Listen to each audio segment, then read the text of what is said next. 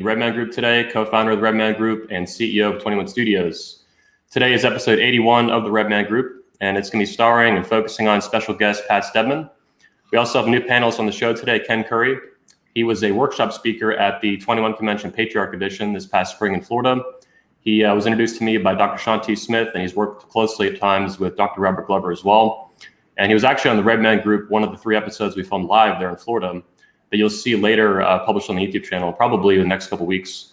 Also, of course, today with me, regular panelists, Steve the Dean Williams from themanmindset.com and DDJ from Miss Andrew Today on YouTube and missandrewtoday.com. Gentlemen, thanks for joining me. It's good to be here. Thanks for having me on, Anthony. Thanks. Yeah, I'm just not realizing I moved my camera, so I should move my mic. So in today's episode, guys, what I want to focus on is the red pill itself, as well as Pat Stedman and how his work differs from that, agrees with it, contrasts it, all these things. Right out of the gate, I just got to say that, one of the red pill icons for years has been Rollo Tomassi, of course, from the red pill community, author of The Rational Male, former co-founder of this company. And his number one hatred of anyone I've ever seen is definitely Pat Stedman. This was obvious. This is not like a hidden thing. Anybody who had been watching this community for years or months would see this. So it's interesting to have him on the show and to hear what he has to say. Many of our speakers like Hunter Drew, Alexander Cortez, and more have recommended me to get in contact with Pat for a long time to talk to him and hear him out. And today that's what we're going to do. So I'm excited to dive into that and see what comes up from that conversation. So Pat, can you give, other than the brief introduction I just gave you, can you give our audience kind of a quick intro to what you do and what your work's about before we get into anything else? So I do dating and relationship coaching for men. I've been sort of in this community for about 11 years now. Got involved with it back in 2008. And that's obviously been a really long journey. Very much in the pickup in the beginning, moved a little bit more into some more authentic types of games as time went on, and then moved into even kind of like explored a little bit of like the sort of hippie spirituality circle. And then I found myself in the red pills. So if I can kind of now, like where I am now, which is obviously a little bit different, if I could kind of describe, my path has taken me in this direction because I'm always just trying to search for truth. And so I went from being just like a guy who didn't, like many guys, right? Didn't understand anything about women at all. And it's just kind of been this onion I've been peeling the layers back of. So you mentioned Rollo, and I came into this community. I like a lot of people, I came to it because of the political situation, right? But you get pulled into other stuff as well. And, Rollo had a really big following, and he was saying stuff and people really felt a lot of certainty around it. And I was really interested because it was very different material than, it definitely had some references to pickup, but it was much more like talking about the core aspects of women. It was less tactical. And it was interesting to me. And so I listened to his material, because I was at this point, I was just kind of coming out of like the spirituality stuff. And I knew that was the hippie kind of, SoCal, I call it the SoCal spirituality community. And I wasn't finding that to be a complete answer. So this was really cool because it was explaining things from a different angle, and I couldn't deny certain truths in it. But I also didn't feel like it was a monolithic understanding of women. It didn't square with my experience. It didn't square with other strains of thought. And so I was trying to find that reconciliation. So like, in what sense is this material true? What contexts, and are there contexts when it's not? And so that was the dialogue that I was first trying to have with Rollo. I was trying to, I didn't find some of the stuff he was saying to be completely rational. And I was trying to add a little bit of nuance to it. And his response was very hostile. And this was back in the summer. That sounds familiar. Yeah, right. So this was back in the summer of 2017, and there's a whole series of blog posts on my blog that kind of outline this conversation, so to speak. But I think that the core thing was that I thought that he described women who are on an unhealthy or kind of like immature or lower level. I thought he described their behavior extremely well, and I've seen you describe it actually as the red pill is useful as in understanding the shadow side of women. Yes. The darker elements, yeah. And I, later in the show, maybe I'd like you to explore a little bit more on that and what that means, more detail. For sure. Happy to do so. But yeah, so he talks a lot about the feminine imperative, and it felt very much like this was basically that everything in humanity was like the entire history of man has been this like fight against women trying to control men and conquer men. And I didn't think that really squared with reality. And so I published something called, the ultimate imperative. And it was really about men and women and their own different biological imperatives and how it comes together. And we didn't like that, and things soured, so to speak. The spats got more and more personal. Yep. But whenever we'd argue, I remember when this was going on Twitter, it was always like this big clusterfuck. Yeah. So. And I'll give myself a little bit of credit. At this time, no one was really doing that to him, which I think is why he hated me so much now, because I was really I was causing a lot of shit around him that he wasn't used to. Because I think it was like after the election, that corner of the internet, and Mike Cernovich kind of moved away from manosphere stuff. So there was a vacuum that was created. And I think Rollo really filled that vacuum. And he had maybe 6 months or so. Rouge had also left the red pill community, I think, right around this time, and started doing his neo-masculinity. He tried to hive off and create his own community himself. I don't think it ended up working out, but he still has a huge audience.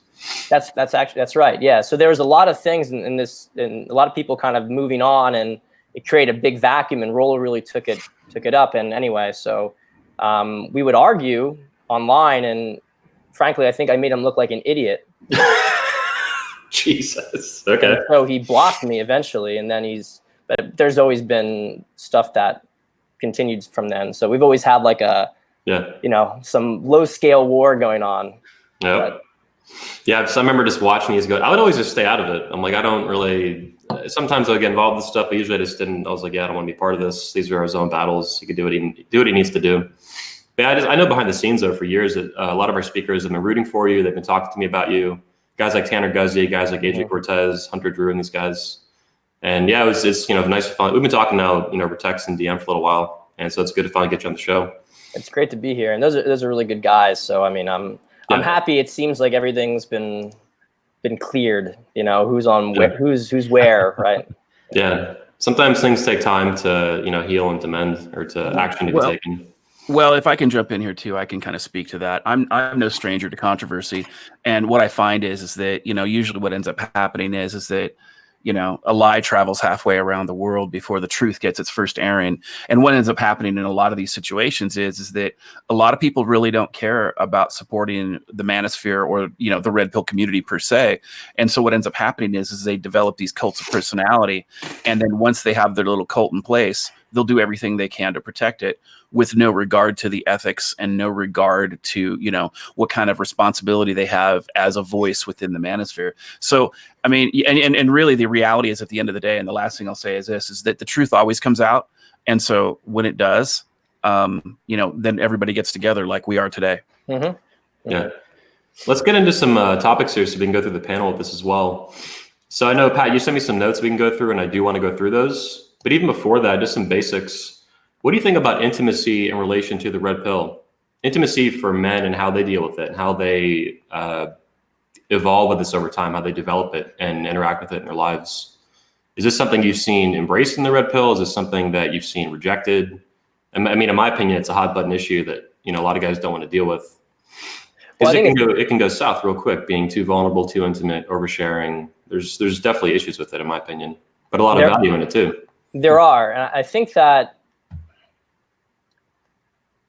So one of the things that I've kind of tried to understand a bit more over the last 2 months, which is it was like a crystallization of a lot of the stuff that I had as issues with Rollo and whatnot, and trying to figure out where is the truth in this entire spectrum. It's, from what I understand now, you have people who are basically on different levels of, I don't mean this in it's not a judgmental way, but there are different levels of consciousness, and they're in a different relationship, between a higher vibration or a lower vibration.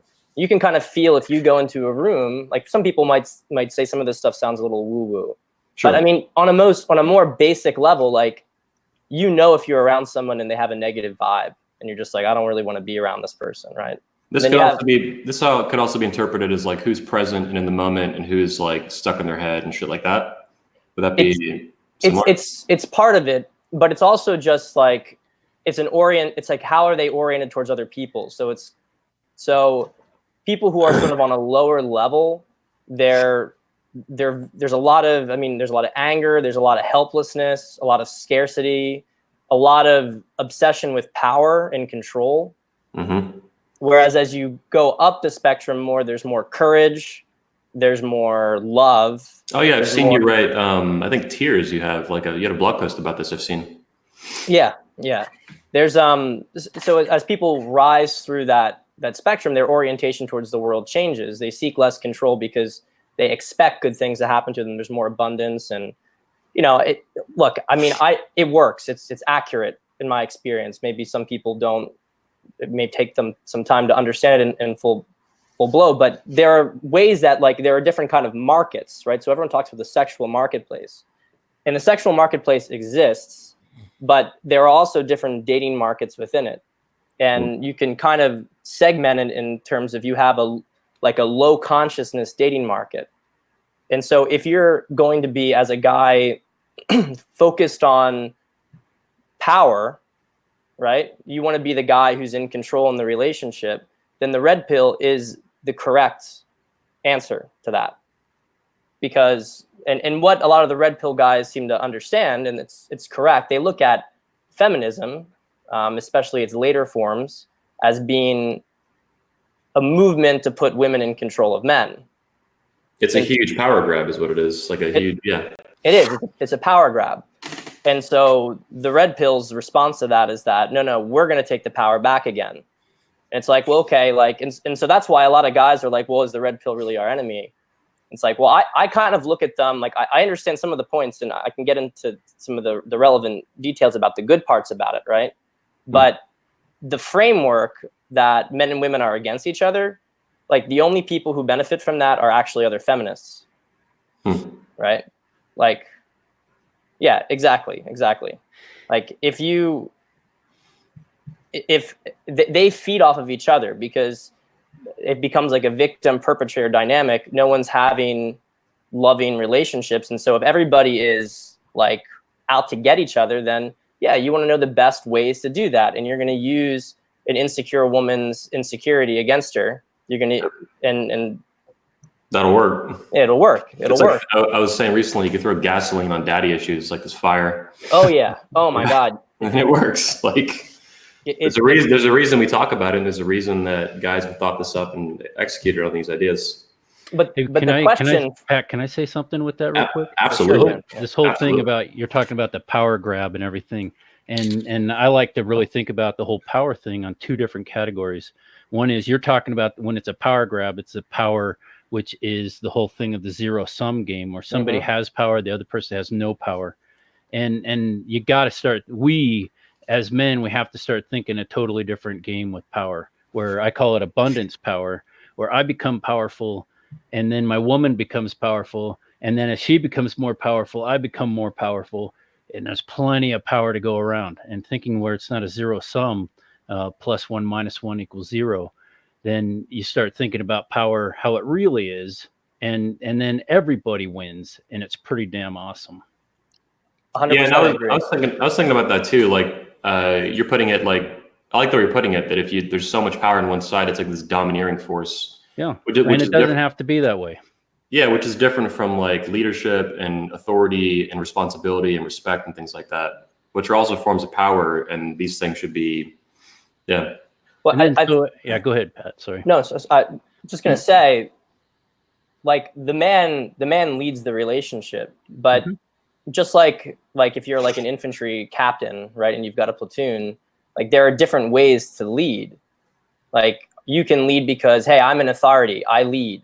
You got to follow what I say, and which is usually pretty empty. You have to rely on the sergeant to do things. You'll get fragged, right, if you do that stuff. Leaders who lead based on truth, though, they lead from the position of, we're going to take this group to another level. I'm going to protect you, right? I'm doing what's best for you. So in a certain sense, it's like there is a degree of leadership from service, but it's really like you are so grounded, your frame is so strong and your authority is so strong because it's not even about you.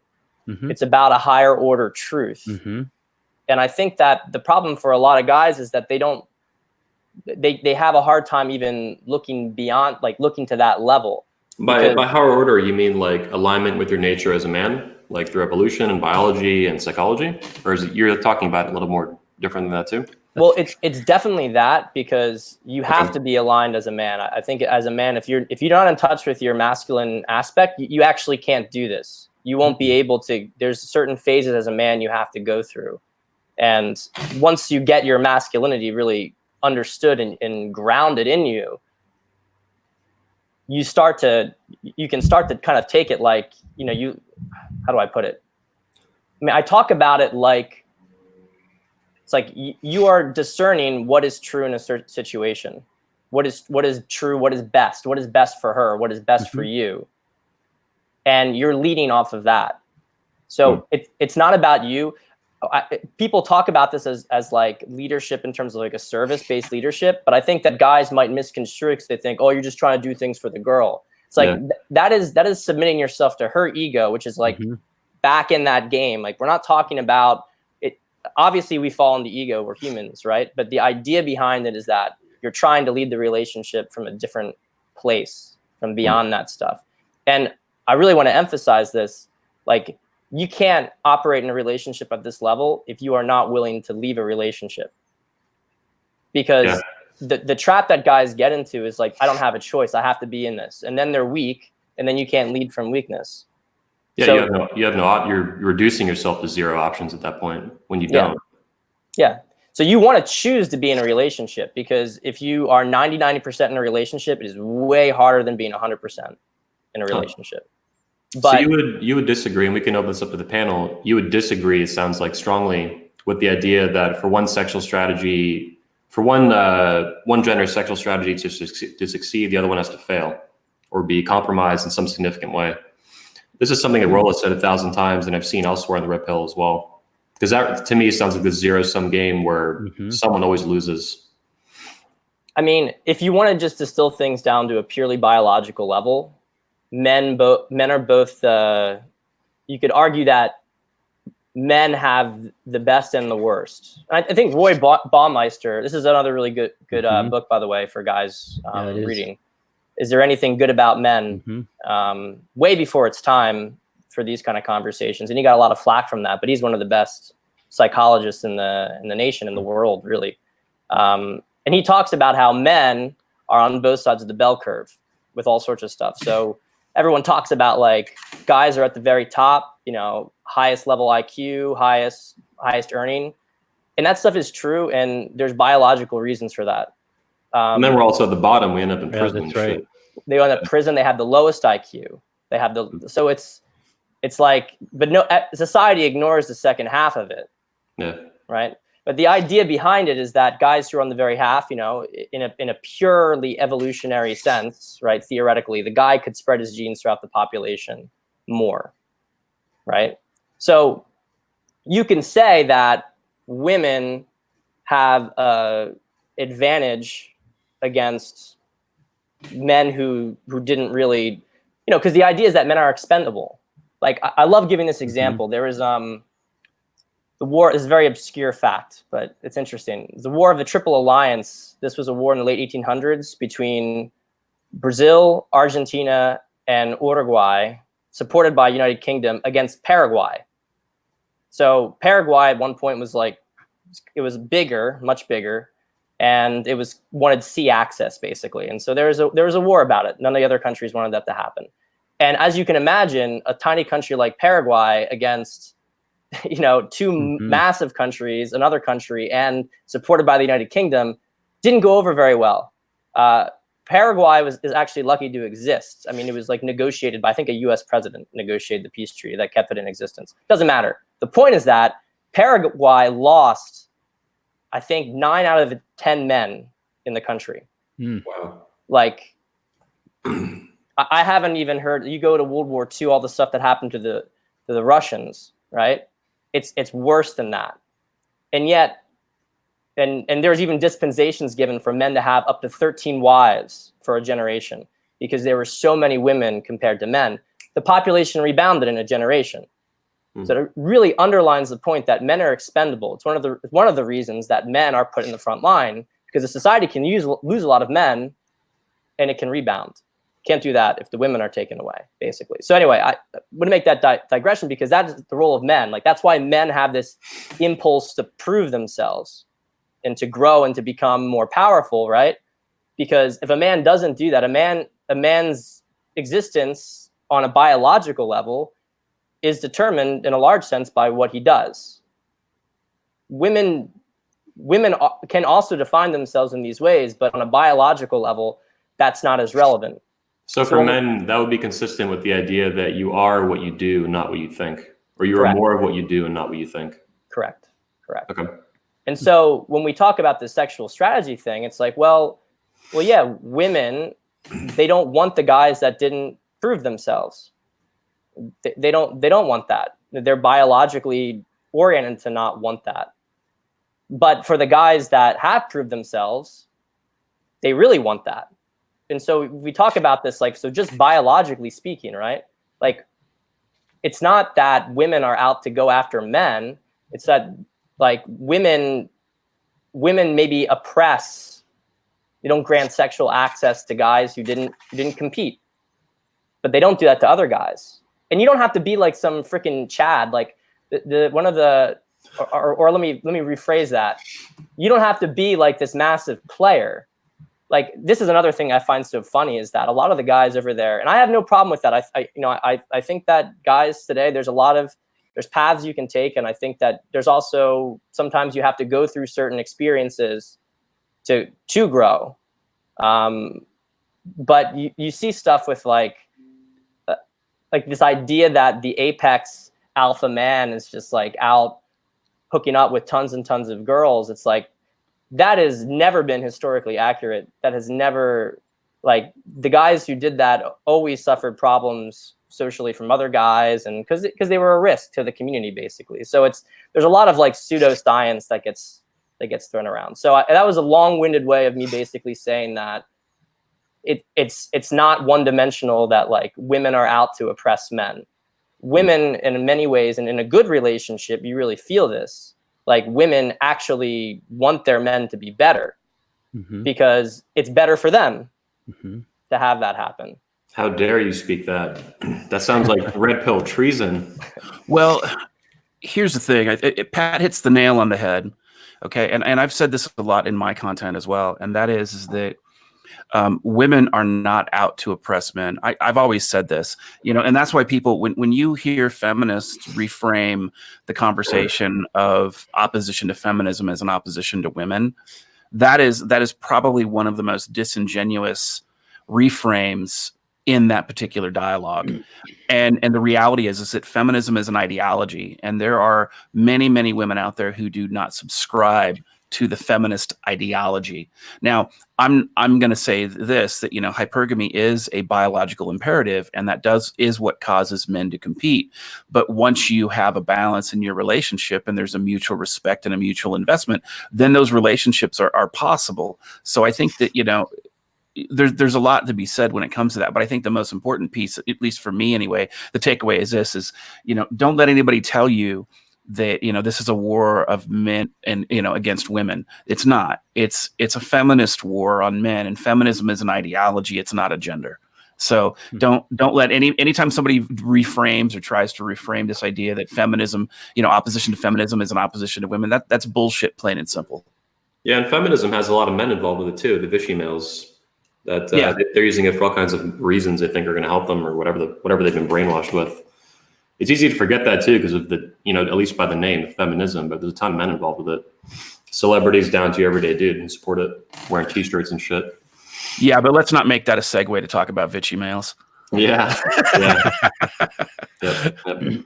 So Pat, let's get into some of the notes you gave me, and we'll go through these in the panel. You guys hop in and out as you like.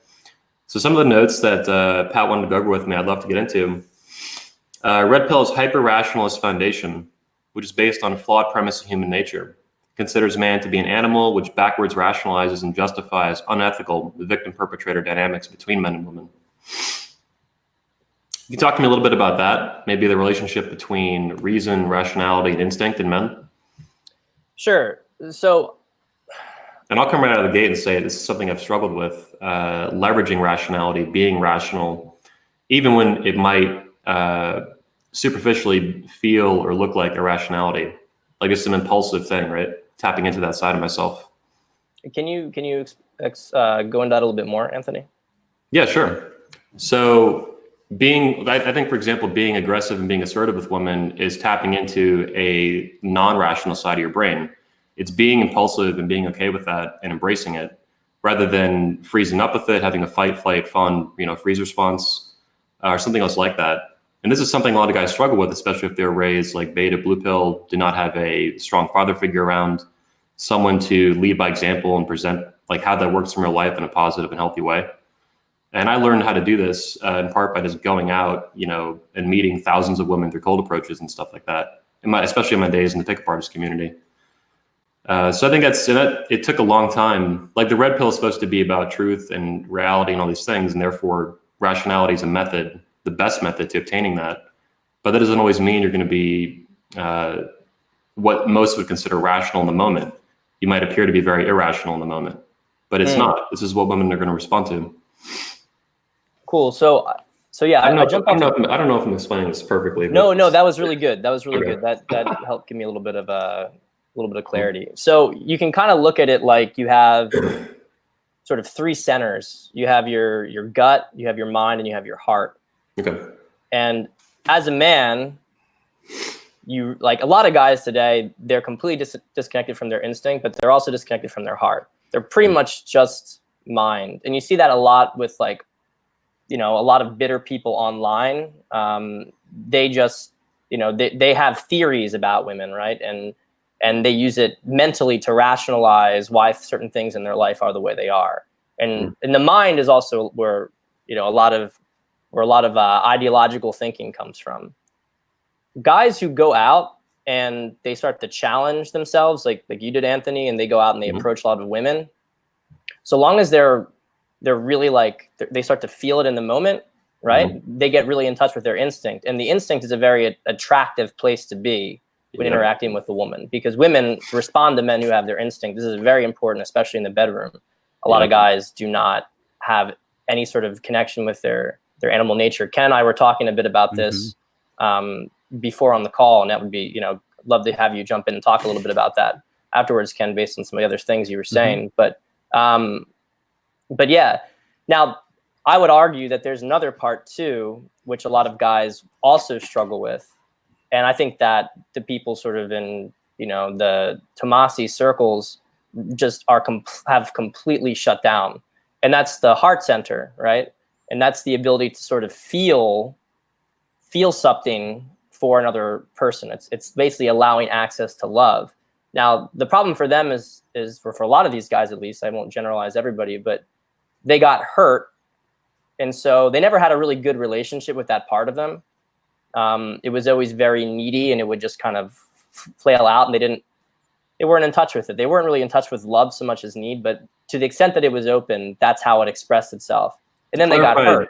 To clarify too, the red pill community, in my opinion, is notorious for guys finding it after a toxic relationship. Yes. That's how I was introduced to it, and like a huge chunk of that community, that's how it was formed. And that's different from the like MGTOW community. Well, maybe not MGTOW, but that'd be different from the pickup artist community, which is a little more diverse in how people find it. And obviously like the men's rights community too. That can be part of it, but it's more the reasons people find those communities are more diverse, in my opinion. It's a really good point. And I think that a lot of the PUA guys are trying to develop more instinct, usually when they're going out with it. And I think that some of the other communities with red pill, there's maybe more focus on like the mind aspect of things. And other ones are more concerned with the heart. And I think that if you can combine all three together, you have a really good way of living. But if you leave out one, that's going to be a real problem. Like the problem. So for instance, I told you a little bit about my story going through these different, communities over time. And I think that's actually kind of an interesting way to look at it. because one of the things with like, SoCal spirituality community, like very, very open heart, very not. Just by the name, it sounds like it. Yeah. SoCal spirituality community. Well, it's a descendant of the New Age community. It's, It is. Yeah. It is. Very not in touch with their mind for the most part. And with middling aspects when it comes to instinct. But for a lot of these guys, it's like they actually, so their hearts shut down completely after being hurt, and they really leaned on theory, and they leaned on power, and they leaned on these sort of things, and that became a crutch, and they're so afraid. I mean, honestly, when I see these guys, I see enormous amounts of fear. Like they're not intimidating to me. Yep. Yeah, I was making fun of this guy yesterday who keeps like harassing 21Con on Twitter, and that's exactly what I see too. This guy is like legitimately angry and bitter, and you can like see it just like vomiting out on Twitter, and there's fear too. Like this is someone he might get laid, but it's like it's not whatever it is ain't fun. It's like this weird dark thing that doesn't have any variation to it. Well, you can tell the desperation and the insecurity when the disagreement moves beyond the issues and it starts devolving into ad hominem character attacks. That's when you know that they're desperate for a narrative and they have no interest in actually discussing, the issues at hand. Yeah. Yeah, you might call what, like they pretty much will just call you blue pill or something if you even start to approach anything from a heart perspective. Now, my perspective is that if you're on those lower levels, if you're dealing with, you have tons of like internal baggage and you're attracted to women who have all sorts of baggage, like the blue pill is a really bad place to be, because you're in the victim perpetrator circle and you're the victim, like you are prey. And so the real question is like, but I always think I'm all about questioning assumptions. So it's like, if things aren't like, if you're not happy, you have to move past it. You have to jump. You have to try to figure out a way to get out of that area, because there are different markets. There are different people that you can date. And I really see it like, I'll give another framework, which I think is kind of interesting. If you go to like attachment theory. I actually wanted to talk to you about that. I had a window open on it. Fuck yeah. Yeah. So attachment theory, I mean, I won't go too deep into detail about it, but the three primary ones are anxious, avoidant, and secure. And so what you can say is that for most of, recent history, not recent as in modern history, let's say, pre-sexual liberation movement, pre-feminism, you had a good portion of secure relationships, and then also a good portion of avoidant men with anxious women. And anxious and avoidant types tend to go to each other. The avoidant usually plays more of the sort of perpetrator role. The anxious usually plays more of the victim. And guys can see this. I've talked about girl game in the past. Anxious girls, insecure girls will do this thing. And for women, from a biological, like leveraging their biology, it works better being kind of in the anxious position, because you can be like, I need you, blah, blah. And so these guys who... It's more of a feminine role if it's going to be dysfunctional. It is. And they pull guys in, and the guy thinks, oh, I got all this power. She really likes me, blah, blah. But then she's actually like kind of working, like chipping down his barriers. And he's starting to like let her in, because he's like, I can afford to be vulnerable now with this girl. And then once she's in, then the dynamic flips. She starts pulling away. Well, that sounds like a covert narcissist game that a lot of narcissist women do. It's exactly right. But a lot of like anxious women are in that category, and their whole idea is trying to be needy and trying to get attention from the guy. And the guy, who also has his own kind of baggage, because why else would he be with that kind of girl? He likes to be needed, and so he tries to keep himself away from her. They both have intimacy issues, but that's how they do it. Now, what feminism basically said was that, hey, girls, time to stop being anxious, time to be avoidant. So they sort of flipped it, and then they've been with the cultural programming with guys, it's been trying to make guys play that anxious role. So you have the same kind of dynamic. Now it's actually even worse, you could argue, because it's really depolarizing for a guy to be in the anxious state with And a that's girl. what we're seeing in the entire culture right now. This is the depolarization. Women are less feminine than ever before. Men are less masculine than ever before, at least in the West. 100%. And it's also why they can't even form relationships, because you could form unhealthy relationships, but they would still form, and you could still have families if the guy was avoidant and the girl was anxious. But when the guy becomes anxious, the girl doesn't want anything to do with it. And so the avoidant girl just goes for hookups. Yeah. And it's been very interesting because you have this. So basically, this is peak retard on both sides. Peak retard. Boy. Yeah, peak retard. Retard. And I actually think this is really interesting because Mm-hmm. traditionally there's this whole thing with, women want the relationship with the guy, right? And so she's, even if the guy's like got his stuff together, and I would still say the majority of women are like this if they, if they're with a guy that they enjoy seeing and he's attractive, et cetera, he checks the boxes. But a lot of women today, they're so avoidant that they actually they can't form relationships with guys at all, and that they only want like impersonal transactional sex, which is really historically anomalous. Like it's a sign of pretty severe trauma, and I'm certain so much of it has to do with terrible issues with their fathers. It's also bizarre because usually this would historically, because usually this wouldn't be available. Condoms are, there is this old form of condoms, but like modern condoms are a new thing. Birth control pills, IUDs. Even the understanding we have of like ovulation, pull and pray, and all this shit. For thousands of years, this didn't exist. Like everybody's got fucking knocked up all the time. Let's get killed. Yeah, and that's true when it came to intercourse. But the type of narcissist, the type of covert narcissist Pat's talking about, these are women who are well versed sexually. So they're giving hand jobs, they're doing oral, they're doing anal, they're doing all these other different things. And so that transactional sex, they have more things that they can transact with because they have a higher skill set than the other. And the thing is that with that higher skill set, that sexual activity does break down those male walls, those defenses against that sort of thing. So even though this has been going on for an extremely long time, it's more often now characterized with intercourse because of the vast amounts of birth control that are available. Yeah, I could say too that things have gotten on this topic. Things have gotten so bad in the online dating marketplace. Just to like pick a specific example. At least in a major American city or relatively major American city like Orlando, I can consistently get girls now off, Tinder and stuff like that to my front door. I've never met them, and we'll fuck in 10 minutes flat. Now, part of that to me actually doing that on purpose and like focusing on that, like how can I do this?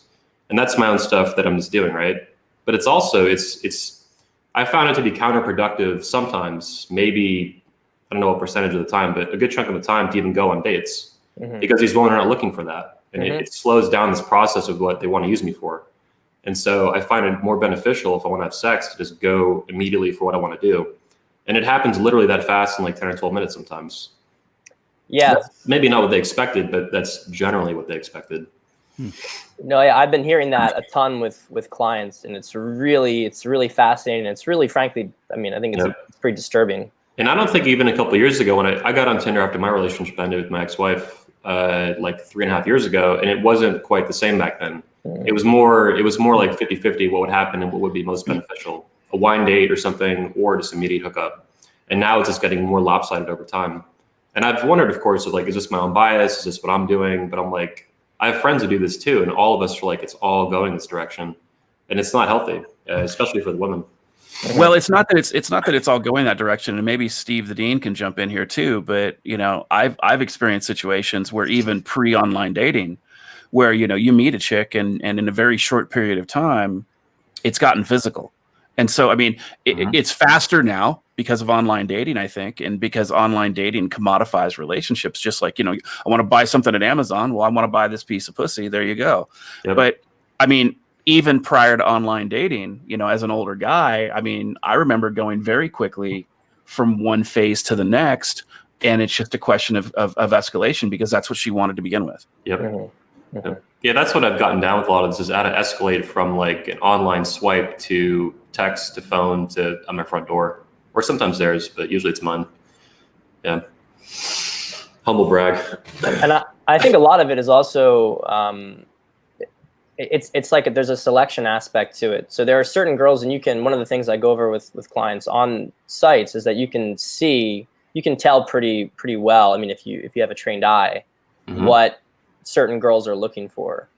And I think that like a lot of girls I think girls pretty much across the board are obviously all willing to sexually escalate faster than they were in the past.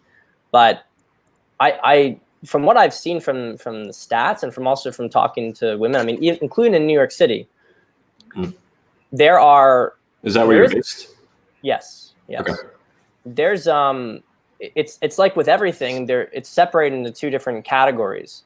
There are some women who are like barely dating, barely having sex at all, and then there are some that are like going out multiple times a week, different guys, hooking up, and a lot of the girls in the former category, some are not some are in relationships. They got into relationships fast, and that's kind of what they do. Other ones are kind of like semi-female incel. They're not nearly as prominent as the male version of it. Yeah, of course. But I know what you're talking about. I've seen this in real life, and it's bizarre. Yeah, these girls get so burned out, they actually go. Some of them, I'm always skeptical, of course, but it's like you really feel like this girl's just so fucking burnt from doing this stuff. They just stop for a while, and they'll eventually pick back up on it. It's like a behavior pattern they fall back into. But they'll go months without getting laid, and for them, it's on purpose. They're just so burnt out by it. I think somebody who's getting really burned out are the guys. There's a lot of men out there going, this whole world that we live in is kind of feeling nutsy. Yeah. It's it's not providing for me what I really want in life. And it's one thing to the next. But it's just pretty much it's just smoking the validation crack pipe, where I'm just getting validation from these other women, and I'm trying to and I get that, but goes back to the whole thing we were talking about earlier with the hyper rationality. Is if I'm living with the hyper rationality, it's the same thing as living with the hypersexuality. It's I'm really missing out on a really big core of my life. You know, Pat, we were talking about 3 different categories of there are so many more than 3. I mean, there's all the spiritual, there's the body, there's the physical, there is my mental stuff, but there's so many internal resources that we have.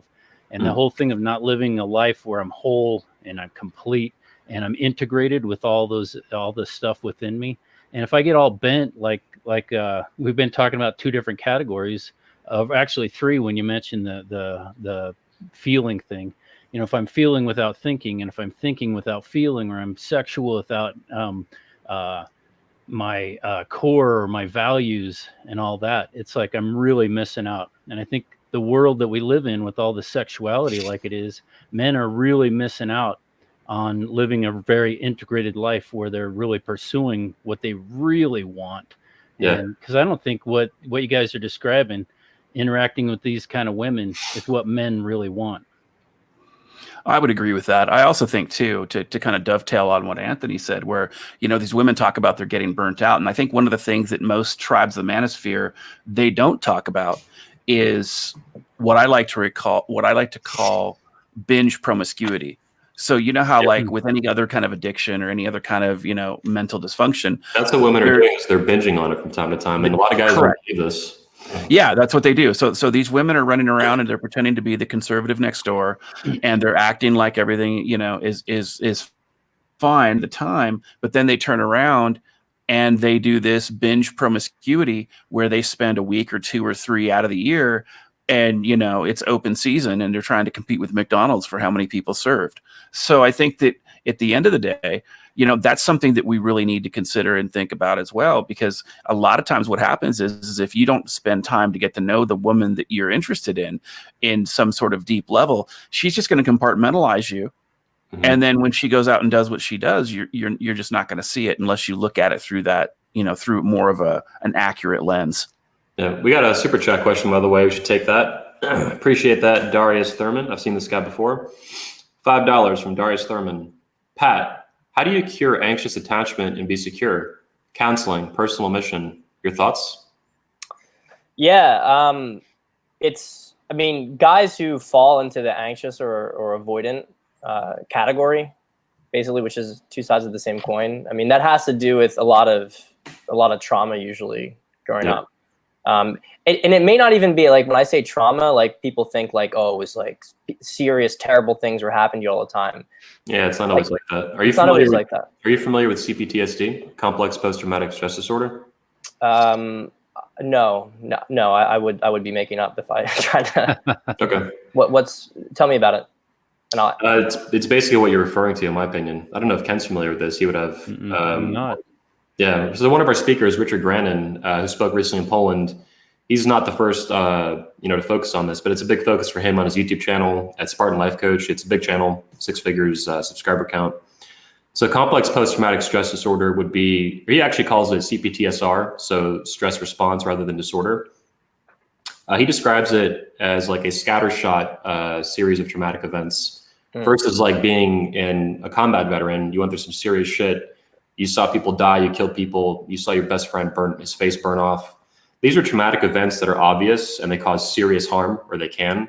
And we see these in like culture and movies nowadays. It used to not be, respected, of course. There was a whole history of PTSD being accepted, I think, in psychology, right? Shell shock, and it evolved over time. CPTSD is not, I think, treated formally yet, but it might be soon in like diagnostic manuals and stuff. But yeah, it's basically if you had a rough childhood and you had a real childhood trauma, but there wasn't any major event, like say you were sexually abused. It was just 15 or 20 years of like emotional neglect, yelling, screaming, things like that. That would be CPTSD forming over time. And then you get stuck in those behavioral patterns or responses to those events as an adult when the events are gone. They're not happening anymore. But you developed a pattern of behavior that's decades deep. And I think a lot of guys in the manosphere have this. I think I have this, definitely. It's something that's been, I've had to deal with my entire life. I've only really come to terms with it in the past couple of years, approaching 30. I'm 31 now. Anyway, I'll end my rant, but it came to mind with what you're talking about. No, thank you for that. I mean, it can be stuff like, even if you're like, I think people have a disposition for it. There's probably a genetic disposition, but it's hugely impacted by environments. But it could be like, you get dropped off for daycare too early, and you're completely, and you're there screaming, and you want your mom, and your mom's left and everything. And that stuff over time, as it gets more and more reinforced, it can cause sort of emotional shutdown regulation. So some things are not very clear about how it happens in people. Other times it is very clear. One big one that happens with guys has to do with their fathers. Guys who have a bad relationship with their father, or a distant relationship with their father, profoundly affects a man's self-esteem. It does for women too, but it affects it differently. Because as a guy, you can have a really hard time trying to find yourself if you didn't have that sort of guidance and stability growing up. Well, I hear that too. I mean, you're talking about a dysfunctional or unhealthy relationship with the same sex being who created you. You were created by 2 human beings. They fucked. One of them is same sex, the other one's the opposite sex. See, to me, it makes perfect sense that it would affect women differently than men. The same way a woman's relationship with her mother would be different than his son's with his mother. The problem, like a bad relationship with a mother, is going to make the guy either way too needy and attached, or it's going to. And actually, an interesting subsection of that is that a lot of guys. Darius, this is a cool tangent, though. I want to just mention real fast. A lot of guys, you have the caricature guy who is really, really tied into a woman's. Who's like tied to his mother, and he's like a mama's boy, right? He's needy, blah, blah, blah. But there's another subset of that, which is actually the seducer. A lot of seducers are very, very tied to their mothers. Yeah. What they'll basically do is they'll go and they'll sleep with lots of other women, and it's kind of this whole thing, but mom is always top. Mom is always the top, kind of top dog, and it gets transmuted. They become the man that their mother probably fucked to make them. And they learned how to understand women by pleasing their mother. Right. So it's very interesting how that stuff works. So that'll create some issues. He's either going to have him go into the more avoidant thing, or he's going to be more anxious as a result.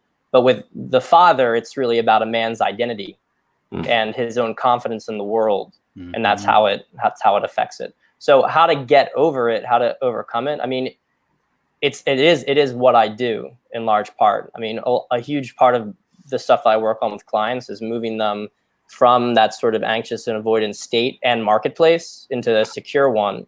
And so it's getting their own mind in the right spot, and also having them be able to discern what women are there or close to being there that they can guide also into that arena.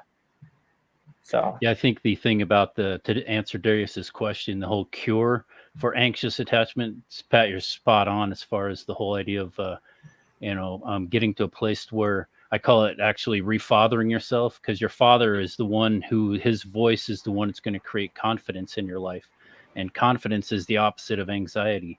And so that confident thing of, you have to step back and not worry about the attachment side of things. The only way to, I think, to be able to really reclaim that territory is to step back to autonomy, or the side of differentiation, where finding out who the hell I am.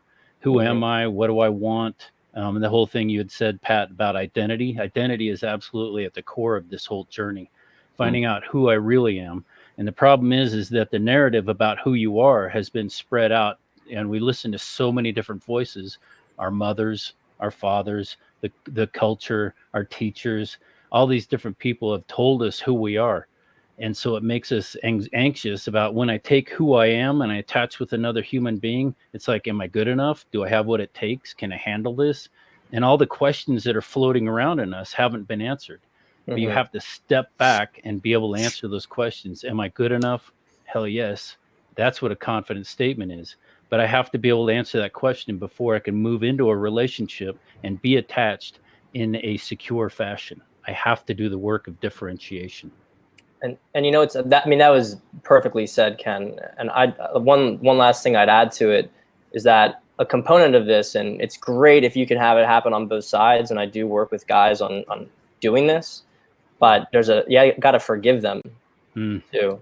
As long as if you have to forgive your parents, basically, and for a lot of guys, like, it's really like, you got to forgive your father. And I had that issue. I had a lot of issues with my father growing up, and now we have like the most incredible relationship. There's just so much love between us now, and it was amazing to do that. And I was very lucky that I was able to transition that relationship, because I didn't realize it even when I was doing it, to what extent it changed my own sort of internal ability to go about the world.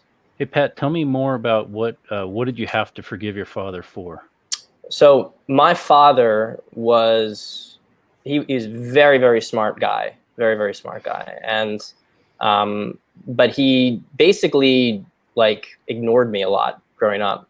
He was a school teacher, focused more on that. But, and there was a period growing up where like I had like one really good friend, but I didn't have any other friends, which, and he just would, it was like he wanted to be, he cared about like me being, he would always ask me about like what the cool kids were doing and stuff like that. And he kind of elevate my best friend as if my best friend was even supposed to be like what it was, like the better son. Like he kind of wished that he had him. Like there's all sorts of little things that he did. And I just felt like I couldn't live up to him, basically. You couldn't measure up to that. Yeah. Couldn't measure up to him. It wasn't like he was, and yeah, it was just like little tiny criticisms or ignoring me, basically. But the thing is, like with my father, I mean, my father had no relationship with his parents. He was like WASP upbringing. They went out and they were socialites, and he was kind of left with the nanny, and he had all sorts of trauma of his own that he didn't really deal with. And so, I mean, I kind of fought with him at the end of my time in college, and told him how I felt, and it kind of took us about 3 years, but I mean, all of that to me is like completely in the past. I mean, now it's actually like, it's bad because he elevates me too much now, and it's like, it's kind of awkward and embarrassing, but and and oftentimes it's a little bit too late. It's like you needed that where I'm proud of you back when you were in the times when you were a kid, rather than the little bit of criticism and comparison that you got. And it's awesome to be able to forgive, because that does help us to move on from that place of my heart longs for a father's voice that speaks deeply to my soul and my identity. And if I don't get it, we have that little bit of bitterness in there. but we've got to reclaim that space for ourselves as men. Mm-hmm. I mean, he told my mother that he never had a relationship with his father until his father was dying. He like never had like a conversation with him. Yeah. Really. And it was like, that's how he thought it was supposed to be. Yeah. I mean, how am I supposed to hold a grudge to someone who was like that? Like, it's not what he wanted.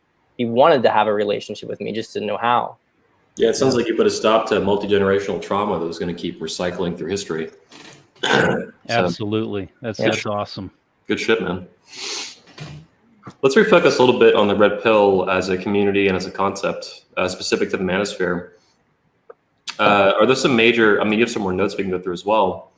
Can you talk to me a little bit more about some basic concepts that are thought to be fundamental to the red pill community, such as AWOL? Like, do you agree with that? Do you not agree with it? There's a partial agreement. For example, with myself, AWOL, all women are like that. I do believe that women are fundamentally similar. They're half of the human race. They share fundamental biology and physiology. They've evolved for a couple 100,000 years along with us and alongside of us. But I don't believe that women are all literally identical, and that AWOL should be a useful tool. So that's my take on it in brief. Do you have thoughts on AWOL? Is it abused? Is it overused in the community? Is there still use for it? What are your thoughts on it? Well, I think all women are like that biologically, like no question about it. I mean, hypergamy is accurate. It's an accurate way to describe the biological impulse of women, just like men being interested in younger, more fertile women is a biological impulse of all men. I mean, they're two sides of the same coin. That's like the shadow of men, basically. That is all that a guy is going to fixate on. Just like for a woman, all she's going to fixate on is hypergamous impulses. So you have the biology that's the same, but then you have psychology, and the psychology is different. Some of it's modulated by the trauma stuff we were talking about. Some of it is also just distinct personality types and distinct ways of kind of navigating the world. And you're saying then that these are significant ways that affect their behavior, yes. separate from the fundamentals that they share. Yes, it's like another variable that you have to sort of add into the equation. I think that from my experience with it is that women, okay, they're hypergamous, but how they're going to manifest their hypergamy is dependent on their health, their psychological health, right, where their orientation is. But also the means in which they're going to do it are going to also go through their personality type. And I use, I'm very public of using MBTI as a really good heuristic system. I think it helps to make a lot quicker calculations in terms of understanding personality patterns. But on a higher level, there's even beyond personality, you have just when people really start to transcend their personality, you could say, and that's really getting closer to, I mean, again, I'm going to be a little esoteric here, but that's really getting close to love and getting close to, well, as I would say, it's getting close to God. And as that happens, a lot of the personality patterns and stuff even start to reduce because you're just very open and you're much more accepting the people you care about, and you understand stuff. So are all women like that? Like in some ways, yeah, in some ways not. So I guess not, right? Interesting. Yeah, I found it to be a pretty useful tool, or one of the most interesting things I found when I found the Ripple community. But I'm following along, and it's good to hear this kind of conversation. Usually this would just get shut out. You'd get ejected, blue pill cuck, get the fuck out of here, all this stuff. So how dare you have a different opinion? I just want to. I do want to emphasize though, it's very important, and this is, I think, the value in the community is it's very important to understand the female shadow. Like if you don't understand it, you will be blind to it, and there's a very, very good chance you're going to get consumed by it at some point. Yep. It will go after you. Ooh. I mean, a good chunk of women have personality disorders, including cluster Bs, which are, predators posing as house pets half the time. So. My big thing is discernment, and I like to think that mine is very good, although it takes time to develop. It's still something I work on with clients, but really trying to understand like red flags, things about people's behavior. This is one of the things, not to go back to it a little bit, but it's one of the things I could tell very quickly about Rollo, which is that he's a narcissist. Yep. And you can just tell from the way that he engages with stuff. So anyway, that was, yeah, I mean, and I'm able to kind of pick people who are like good people, and I associate with them. It's why I don't get burned by people, because I know when someone's like fucked up. Like I know when there's something wrong with them, and I just stay away. And it's the same thing for women, right? So it's a lot of it's getting guys to not, it's not putting women on a pedestal, right? That's part of it, but it's also like really understanding, okay, this is a woman I can invest and I can be honest with. This is a woman who's just fundamentally dishonest. And there's nothing I can possibly do in the relationship that's going to end well for me.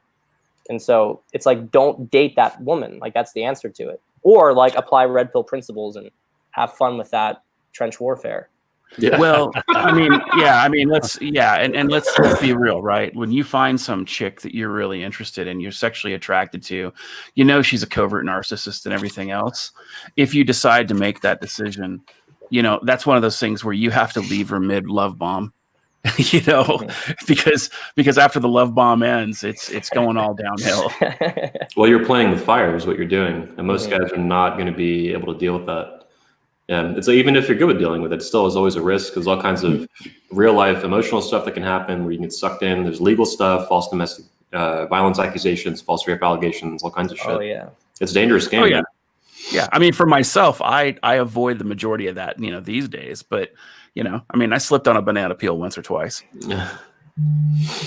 Yeah, but it's so easy to get caught up in you know, we're talking about all women are like that and everything. And there's a corner of women, just like there's a corner of men who are, like you said, they're immature. They have their shadow. They've been dealing with trauma, you know, and it's like, and Pat, I love what you're talking about. And Sean Smith talks about this as well, vetting women and being able to find out if they're able to be held accountable or if they're able to have the character that you want in a relationship. And that's what's really important, being able to pay attention to what's my gut say, what's my intuitive say, and moving forward with what I want. Because most guys get sucked into these horrible relationships because they're going after a relationship for the wrong reason. They're going at it for, this woman's going to complete me. This woman's going to make me feel better about myself. This woman's going to make me whole. This woman's going to answer the questions that my father didn't. You know, am I good enough? Oh, she likes me. Therefore, you know, I go to her like a moth to the flame. And it's like those women that we go to without paying attention to what our gut's saying, run away. There's red flags. We get caught up in it. And that's where we get fried.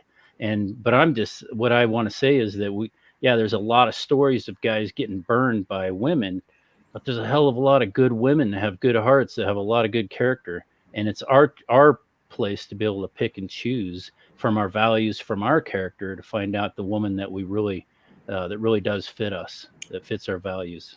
Ken, that was amazing. And I want to use it just to jump off on something really fast, because this is something I've been thinking about. The self-awareness is the most important thing. And I think that one of the big issues with, you know, these sort of red pill circles is that they understand women, at least on a certain level, but they don't really understand themselves very well. And it's the self-awareness that allows you to choose different ways to kind of change patterns. Like the reason that everything seems like this is the way it is, it's this fixed reality. It's like, well, that's because you are fixed in this way and you refuse to change who you are and change your own perception of things. And so they basically like resign themselves to having certain feelings of, you know, resign themselves to certain trauma. And if that's your paradigm, then there's no escape. But, we have a couple of viewer questions here we can get to as well. I'd like to get to them. And we can hop back into some red pill stuff too. I have some more questions. In the meantime, though, guys, as well, before we get to the viewer ones on text, phone lines are open. You can call up Steve the Dean here. We'll get you on the show. Phone number is 515-605-9373. You're welcome to call in, hop on the show. If you have the balls to man up and call in, we'll probably be nice. We won't hang up on you unless you're a dick, in which case we won't hang up on you. Before we get into any of that, though, we have two questions here to get to. One is from Michelle Mead. I think this viewer was on yesterday on the stream I did. Do you think this trend will continue as Gen Z comes of age, since it suggested they're more conservative? This was a little bit earlier in the show. I missed this one. I think it was a reference to like hookup culture, Tinder, Bumble, online dating, the way sex is, falling off a cliff. Like these binges that women go on and men, using online dating, and then you just get burnt out by all this shit. So do you have any thoughts on Gen Z and hookup culture, Pat? Let's open the whole panel too, guys. Yeah, I do actually. So we're going through a divergence right now. And so you're seeing some are leaning more into that area. Others are pulling away and they are becoming more conservative. This is something actually, it was something that I mentioned in some of my dialogue with Rollo early on, is that if you want to change female behavior, men have to change their behavior. Mm-hmm. And so if you're a guy who, you have your shit together, you're in shape, you're successful, you're confident, which a lot of which comes from like mastering your sexual urge and whatnot. Like women are going to adjust their behavior to you, which is one of the things that, I think a lot of these guys are LARPing, but it is interesting to see the trend of like thought patrolling. And these guys who are, oftentimes talk to me about thought patrolling. What does this mean? It's like the thought audit, like the tax thing, or something else? So thought, for those who don't know, it's a very Gen Z term, that hoe over there, just like a hoe. It's just like the new word for it. Yeah. But it's basically like patrolling them in the sense of, patrolling their behavior. So like a girl will like be posting in some sort of scaling things like, tell me what you're thinking. It's like, and they'll just basically make fun of her, and they'll tell her to, they'll tell her to F off. Like I saw some video the other day of a bunch of young guys in Argentina who were surrounding a church, basically, that some like naked women were trying to enter. This is, and not to go really far down like a political thing, but the trend is definitely towards an ascendant right-wing movement among the youth. Is as a reaction to things that are going on right now in culture. But as those guys, I mean, if this trend continues and the guys become really strong and really, like, women will adjust their behavior for it, because women always want the top guys, right? Like that's it. And I think this is the thing. People have no vision. They have no imagination. They're like, oh, everything's doomed, blah, blah, blah. It's just like read any part of history. Like things go in cycles and things can always be shifted. Mm-hmm. You can always be shifted. And if as a guy, you become the strongest one, you set the tones, you set the morals for society. Right now we have a bunch of libertines that are, frankly, I'll be honest, like a lot of degeneracy that just kind of ruling society. And if guys who have their shit together say no, women are going to change, because what are they going to do? They're going to go for like the disgusting guy who wants to have sex with them. Women never do that. Well, and what's interesting about that, just to kind of dovetail on that a little bit, is this idea of this libertine degeneracy and all the virtue signaling in support of it. I mean, it's insane over the last, I don't know, probably I'd say 3 or 4 years of all the degeneracy that I have seen, not just from the left, but even for certain people who call themselves red pill in the manosphere. They're trying to virtue signal for what is obviously degenerate and psychologically unhealthy behavior, in addition to, the other types of lack of healthiness that these behaviors engender. So yeah, I mean, I mean, when it comes to some of this stuff, some of these people who virtue signaled us, they've gone full retard. Mm-hmm. Yeah. One of the things that's pissed me off about the manosphere over the past couple of years is that I've been trying to bring in, successfully in some cases, using the Red Man Group and 21 Convention, an element, a larger element of fatherhood and patriarchy and discussion about these issues. And, even guys like Black Label Logic, a former panelist in the show, he recently said a couple weeks ago on Twitter, I saw, because it captured perfectly what I was talking about. He said he missed the manosphere when it was about sex, drugs, and rock and roll or something like that. And this is largely in part in jest, but it was also a real expression, I think, of what he was thinking. And I don't have a problem particularly with that kind of behavior. I've done this myself. I know and respect guys who do this. I know guys who go through different phases and stages of this in their life, kind of binging on it, getting in and out of it and stuff, as they're going through their journey in life as a man, figuring shit out and taking action. It's that these guys want us to respect their involvement in the manosphere, but they don't want to respect any involvement from any serious involvement in discussion of fatherhood, lowering degeneracy in culture and all these other things. So it's like this SJW mentality. Tolerate me, but I'm not going to tolerate you. So it's this hypocritical fucking position they have. It's really retarded. It's not masculine. I don't like it at all. And it's been changing over the past, I'd say, maybe year with Red Man Group Patriarchs and with the Patriarch edition of the conference we had. Well, I mean, I think that guys who are obsessed with that stuff, especially as they come into middle age, like, I think it shows that a lot of arrested development going on. I am like, I help guys get laid. Like, how dare you? How dare you? Right? But one of the big things for me is everything is about self-awareness. So I'm always like pay attention to how you're feeling throughout this entire process.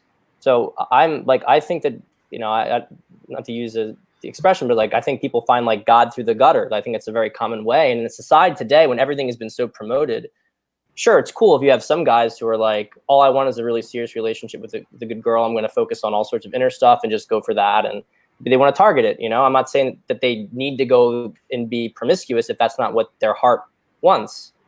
But a lot of guys, they have insecurities around that. So it's like, okay, go date some girls, but like, don't look at this stuff as if it's just like, pay attention to if it's making you happy or not. And what happens with like effectively 100% of my clients is that on a year timeline, like after we're working together, right? But like even during the process, they can feel their orientation change. And so they start to get girls. And then, maybe date a couple of girls at the same time. And then they're like, well, actually, I want more meaning in my life. And then they move beyond that. And I think that is the real problem, is you have a bunch of like, nihilists who never really, who were like, never felt cool or whatever. And so they have no sort of sense of meaning in their life. And they actually think that meaning is like some sort of sign of weakness. Like you're like, cause it's again, like we were talking about before, there's like a trauma aspect to it. So yeah, I mean, well, I think that when you're talking about that too, one of the easy ways to spot these types of guys are the guys that are irrational at the expense of their emotional side. These guys can talk about the things from a theoretical sense. They can talk about it from a rational sense. But the second that you start having this conversation about how this affects the emotional man, how this affect, how the ethics affect his emotional well-being, I think that's when all of a sudden they start falling by the wayside. And that's when it's easy to go, okay, that voice on the internet, that person there is a narcissist, and they're only caring about their cult of personality. They don't really care about, the ethical requirements of, what they need to have for their audience. Yeah.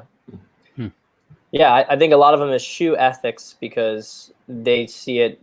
I mean, if you don't have any sense of meaning in the world, and if you think people are just animals, then, I mean, it's all like, let me get what I can get for myself. But the funny thing is, like, I don't personally find any. I mean, I know that we talk about dialogue and whatnot, and dialogue's a good thing. Like, we should definitely like talk to people on this stuff. But to me, it's like, that's no different than the kind of shit that comes out of the worst institutions in the world right now. Like it really just like, it's the same kind of stuff that promotes like, teenage girls doing anal and whatnot. Like it's really, to me, it's like, I don't have any sort of, I don't understand these people. I think there's a very big difference between like, do what you want with your life, but people who like actually put doing all this stuff as like a god. Like that is the meaning of life, is to seek as much hedonistic pleasure as possible.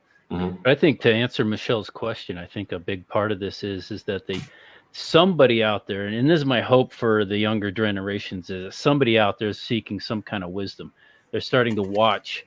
It's said that the smart man learns from his mistakes. The wise man learns from his mistakes. The smart man learns from others' mistakes. Something like that. But anyway, they're learning from somebody else. They're learning the wisdom. A whole generation is screwing themselves up. They're messing up their lives. They're doing all this stuff. My hope is that the younger generation is going to see, I don't want to get into that kind of debt. I don't want to get into that kind of ruin. I don't want to get into that kind of promiscuity is just kind of erasing your soul. I don't want to deal with this stuff. And my hope is that some people are actually watching, some of the younger people, and they're choosing, let's do this differently. Let's find out how we can do this in a wise fashion.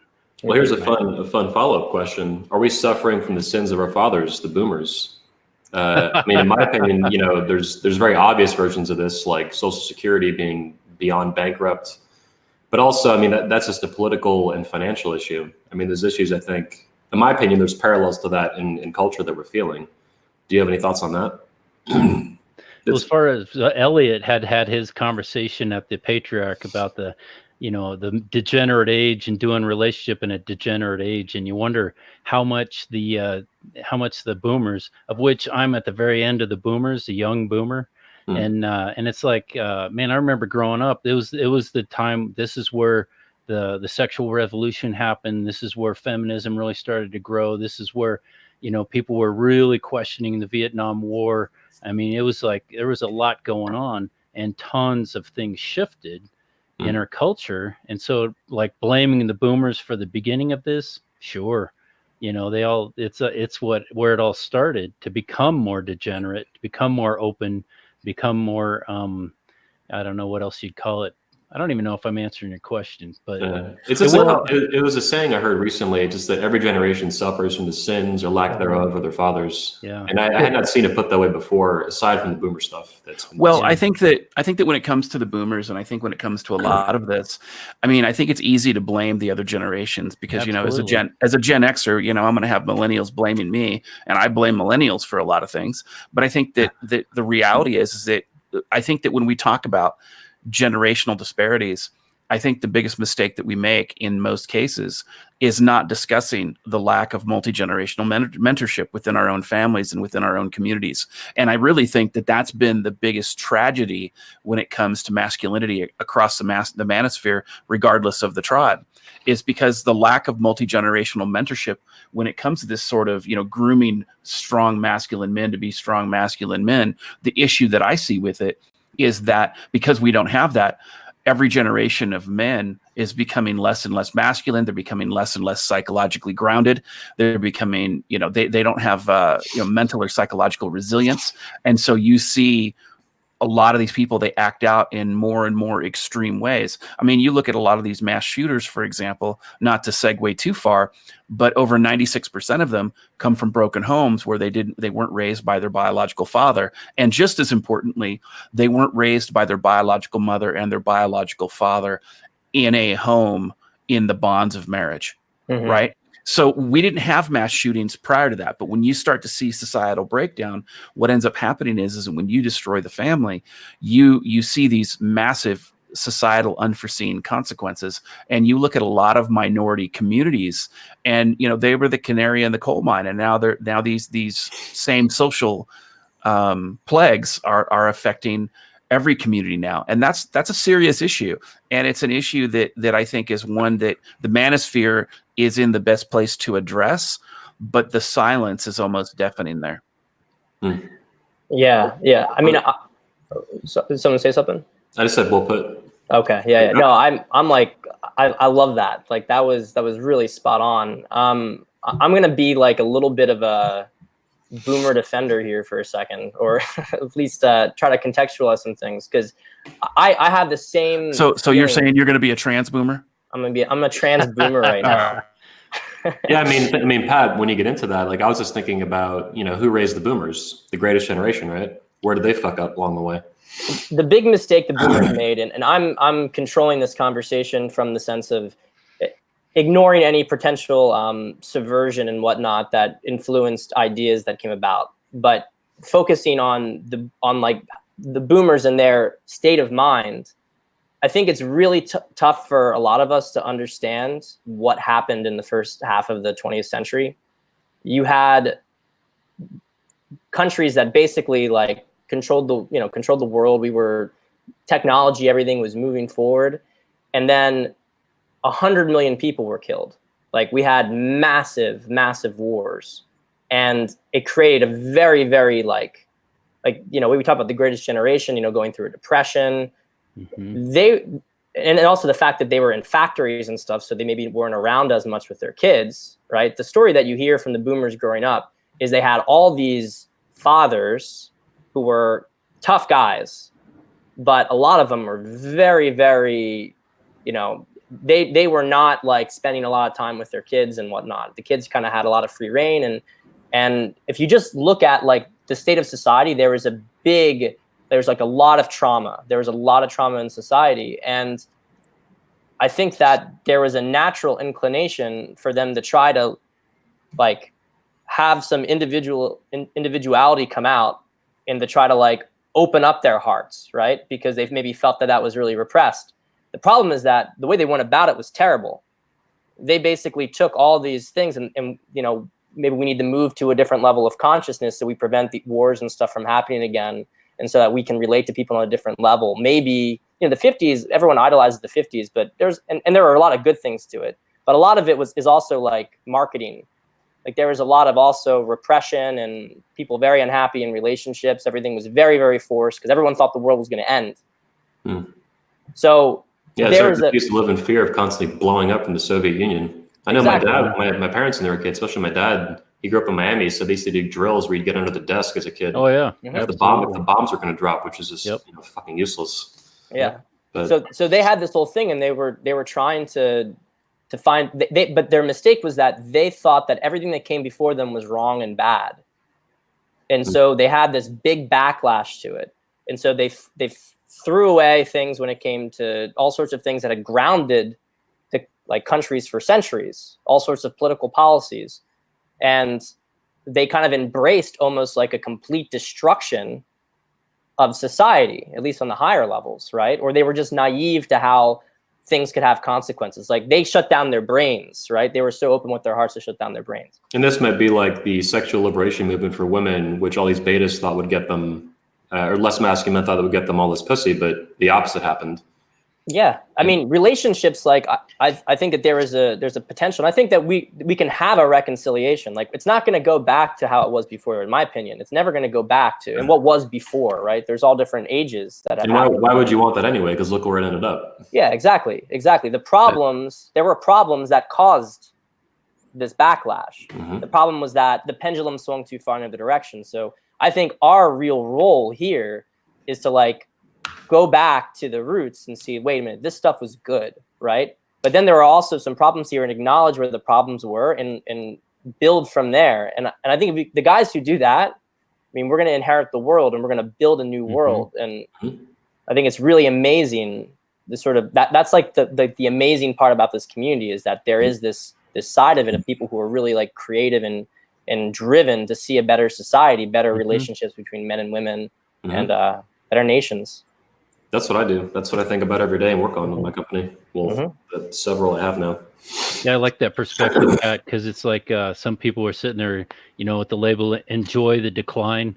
This is all going to hell in a handbasket and all that, and it's really being represented by all the different movies that are out there that are the dystopian future. That this is what the future looks like. It's all falling apart.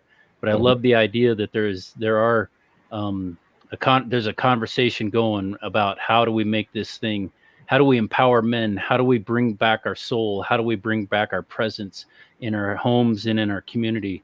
And I just love that idea because that's going to change everything. Yeah.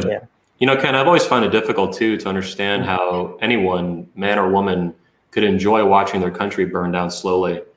Like there is no enjoying the decline. It's beyond stupid. No, because you're sitting there. If you don't have kids, I got kids and I don't have grandkids yet, but man, I want the best thing for them forever. I want them to have the best and be able to for me to provide as much as I can to be able to create a world that is really powerful and abundant and beautiful. Yeah. I don't have any kids yet that I know of, but I just love my country and I love and there's problems with it, obviously, that I've, very sharp criticisms of, but I love this place. This is where I grew up. It's my home. I've traveled pretty well around the world and it's still my favorite place on the planet. Poland, I guess, would be a close second. But this country is, it's fantastic. And it was given to me for free. All I did was I was just born here and I inherited, very positive, strong, masculine decisions that have been going on for generations in this country. America is one of the oldest republics in the world now. And that's obviously influenced the entire West. So the whole world. We have some more, I don't know if we have any phone line questions, but we got some more text ones here to pop in. We'll get to these one by one in order. This is from earlier in the show. I like his little icon there for his thumbnail. Omar Tinoco, Tinder. Do you ever challenge yourself and apply the game toward high-value women at Cold Approach, Panera, or Starbucks? I'm guessing he was referring to me, although anyone that wants to hop in on this. And is he saying that high-value women are at Panera Bread? Apparently, in Starbucks, it's oddly specific. Well, there you go. Achievement unlocked and mystery solved. Yeah. Let me get off the show and go to Starbucks. I've met some good. I've actually fucked a few women out of Starbucks. One in London one time was pretty epic during a day game conference, which is pretty cool. But yeah, I've even in Poland actually met a girl out of Starbucks. Really hot Polish chick. It was great. I ended up banging her, but I went on a date with her and then just kind of fucked off eventually. I was in a bad mood. I was like, I'm out of here. But yeah, women go to all sorts of places that have all sorts of personalities and stuff, like Pat was talking about.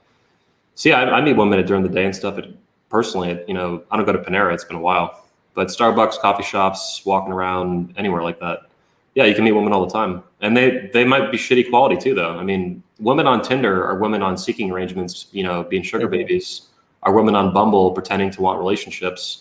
Are women at bars getting shit-faced? Are women the next day drinking Starbucks to heal the hangover? So it's a whole cycle of life. And in Orlando is a super diverse world city, they call it. It's got this like certain classification in certain studies, and you see this. I will literally see the same girl on Tinder, Bumble, seeking arrangements, Instagram, and then like 6 months later, I say at a bar. And so I know what kind of life. Now this is not all women. This is a very specific subset to see that, but I've seen that repeatedly. And it at first used to blow my mind. I'm like, holy shit. But now I know that there's just different levels of this. Some girls would tinker with these things. Some girls won't do any of this stuff. Believe it or not, a lot of women, I think most of them don't use these apps and stuff like that. Maybe they will, or they did for a short time to get railed or tinker around with it. But yeah, you can find all kinds of women in all kinds of places, and I don't think. So I'll do that, but I don't think Starbucks is special or anything like that. No, I'll tell you this: the special places that you find hotels that actually have lounges. Mm-hmm. So I've heard. So I can neither confirm nor deny that. Yeah, we had some really hot women at the Poland Convention Hotel on Saturday night specifically. They were just hanging out in the lobby. It was interesting. Yep. I wonder what they were doing there. I wonder, yeah. Yep. A little cultural enrichment. Yeah, exactly. I'm scrolling through. Here's a little comment. I love Hunter Drew. He watches his stream a lot. He's a host of our Patriarchs edition.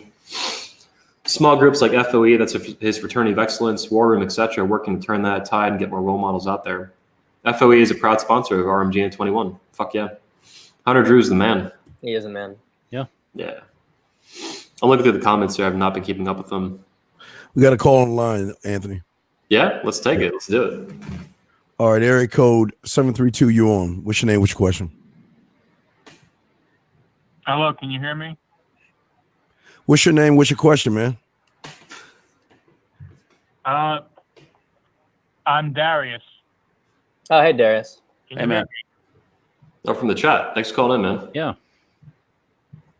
I put in the super chat earlier how to deal with attachment, how to deal with anxious attachment disorder. Mm-hmm. Mm-hmm. Sorry, can you hear me? Yeah. Yeah. Can you just ask and answer the question? When we say what is going on, I've been quiet. Please, man, answer the question. What is your question? That's why we're quiet, so you can ask your question. So what is your question? He hung up. I wonder if I don't think he heard us. Maybe he just heard silence. No. Yeah, it sounded like his cell connection might have been bad. Sometimes that happens when the cell towers don't do it right. Yeah, he'll survive. Anyway, let's hop back into the Red Pill stuff. Pat, what are some other major criticisms or disagreements you have, or agreements with the Red Pill community at large? Or you could go into the Roller's version of it, whatever you want to do on that. There's two different coins of that, or sides. Well, I think that it's the. So I wrote about this a little bit ago. I think that for guys who are in a really, really low state, like they're near suicide, or like their entire life has fallen apart, and pretty much all they have in them is negativity and fear and complaining. I think that that's like those guys for one, this is well proven. They're the ones who are most susceptible to cult leaders, because cult leaders promise them certainty and something to kind of hold on to. And that certainty would come in the form of like secret knowledge and things like that, right? Correct. Like, Correct. Yeah. And And join my Patreon. You'll get secret knowledge, honestly. It's not an NDA, right? Hey, now I resemble that. So I think that for guys who are at the very end of the rope, that can be like, I mean, it's better than suicide, right? Obviously, it's to have something, like if your entire world's collapsed, to have someone who promises you something like that can bring you up a little bit energetically. But the problem is that, you know, you have, in the case of Rollo in particular, is that they keep him there. So it's not like a stepping stone. It's not like, I'm going to meet you where you're at. Sure, go and complain, go vent. Like guys who are at a very low level, they mostly want to feel a little bit more power, which they get from, as we just said, secret knowledge and whatnot. But they also just want to complain. Like, and complaining for them and giving them the space to complain, that's like if you were to have a conference and you'd bring a bunch of those guys in there, just like allowing them to complain and vent, they'd feel better after the conference. But I don't do that. It's a coping mechanism. It sounds like you're just vomiting stuff. If I could interject real quick here, I think that's really one of the biggest issues that I have with a lot of content creators that cater to the incel community, is that they do exactly what Pat Stedman's talking about. They give them this idea of certainty, and then they keep them in that area, and they retard their growth. And I mean that in the true sense. I don't mean that in a defamatory sense at all. So a lot of these guys, because I've seen guys in the incel community who just aren't incels, but they're going through a trauma or a tragedy in their life where they think that that's their self-perception, and then they can't move out of it, and they get stuck in like this gerbil run psychological narrative of negative self-talk, and that's where they think they're at. And there are content creators out there, not just Rollo and not just some of the others, but there are people out there, they want to keep them in that spot. They want to keep them addicted, and they want to keep them kind of at the Patreon tit, so to speak, so that they can't grow, so that these guys become dependent psychologically and emotionally on these content creators. Yep. Okay. Darius is calling back in. Let me see if we can patch him back in. Darius, we're opening the line up for you, dog. Go ahead. What do you got for it?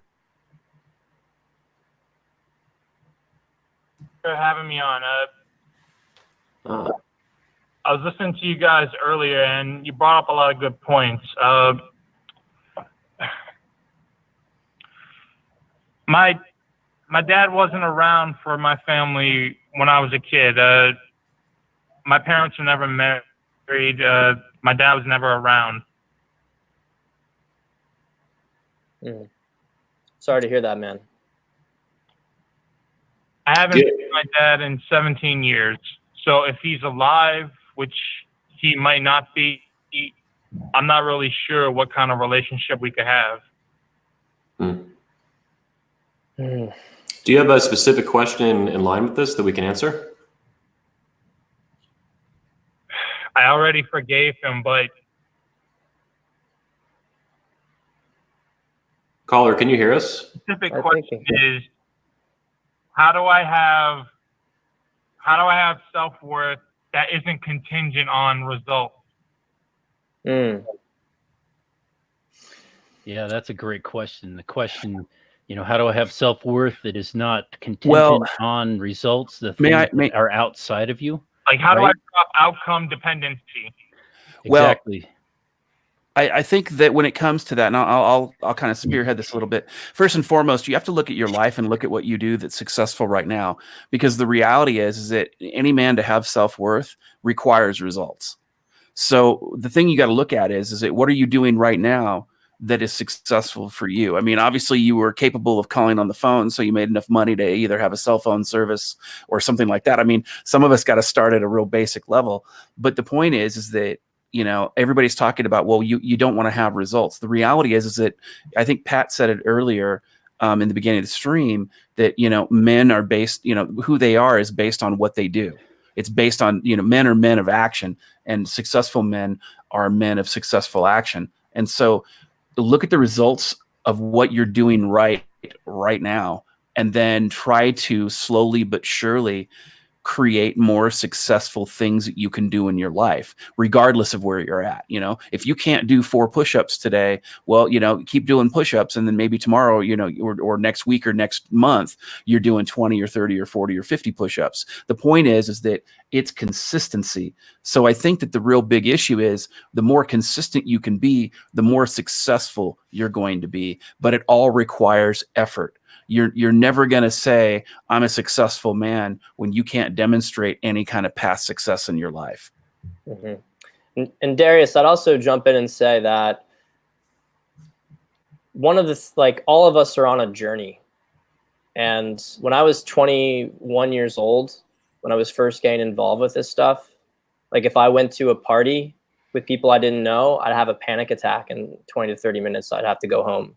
I couldn't be around people. I think everybody there was judging me. People didn't like me.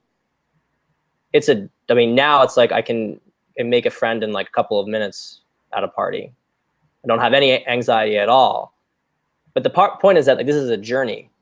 And so we want to get results, and results come from it. But if you can really enjoy the process of learning and changing yourself, and learn to just embrace the fact that at times things are going to be difficult.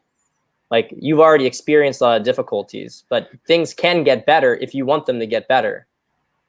And this is life. And I think it's a beautiful thing. I look back at these times when I had so many problems, and I look back at it with nostalgia, because it's I was just a kid who was lost in the world, didn't have a good relationship with his father. His girlfriend broke up with him, didn't know how to talk to women.